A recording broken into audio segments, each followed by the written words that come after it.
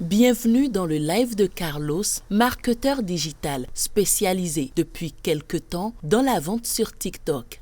Il est midi, l'heure du repas, et c'est justement le moment qu'il choisit pour mettre en avant le menu d'un restaurant de la place avec lequel il est sous contrat. Tapoter. Ah, roi, vous êtes tout. À travers son compte, Carlos propulse des produits ou des marques à leur demande. Une activité qu'il n'avait pourtant pas envisagée au départ. Franchement, je ne me voyais pas à l'étape là aujourd'hui, mais parce que je me suis donné, j'ai fait mes recherches, je me suis forcé. Le premier resto qui m'a appelé, eux, ils avaient déjà une personne qui leur gère leur page Facebook. Mais la page TikTok était tellement vide.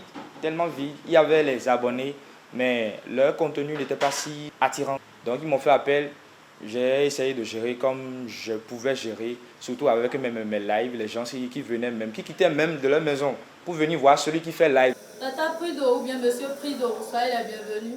À quelques mètres de là, Noélande et Clarisse sont elles aussi en direct pour leurs produits, des chips qu'elles fabriquent elles-mêmes. Ici, pas d'intermédiaire. Entre le fourneau et le live, les rôles s'alternent. Aujourd'hui, c'est Noélande qui tient le direct. Une seule personne ne peut pas être en train de préparer de l'autre côté et être en train de faire le live. Et elle va gâter la nourriture.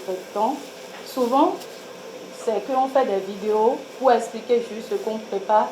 Et après avoir fait ça, lors de l'emballage, on fait des lives en leur disant de venir payer. De plus en plus, le live sur les réseaux sociaux s'impose comme un passage incontournable dans un environnement où tout va vite et où capter le client devient un enjeu. Le jour qu'on a fait notre premier live, on a commencé par discuter avec la famille. Immédiatement, il y avait quelqu'un qui a Calavi qui a passé une commande. C'était une joie pour nous. Et sa première commande, c'était 3000 francs. En même temps, quelqu'un d'autre dans le live a dit « Je suis à Condé, vous pouvez me livrer 4500 ». Et si on avait en ce moment de patates douces, on allait avoir plus de commandes que ça.